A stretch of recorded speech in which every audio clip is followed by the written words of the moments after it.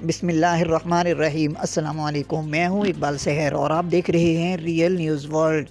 ناظرین، غزہ میں حماس کے خلاف کارروائی کے دوران دھماکہ، 21 اسرائیلی فوجی ہلاک ہو گئے۔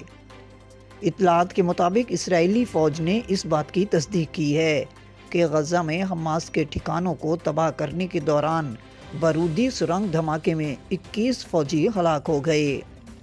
ٹائمز آف اسرائیل کے مطابق غزہ کے وسطی علاقے قصوفیم کی سرحد کے نزدیک حماس کے ٹھکانوں اور ان کے زیر استعمال عمارتوں کو تباہ کرنے کے دوران بارودی سرنگ دھماکہ ہو گیا۔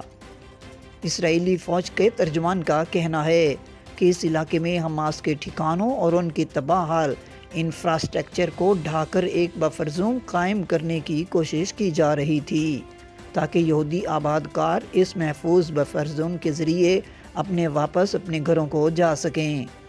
ترجمان کے مطابق حماس نے آپریشن کے دوران اسرائیلی فورسز کی حفاظت پر معمور ایک ٹینک کو نشانہ بنایا، جس کے بعد 2 عمارتوں میں خوفناک دھماکہ ہوا اور عمارتیں گر گئیں، جس میں 2 درجن سے زائد فوجی دب گئے۔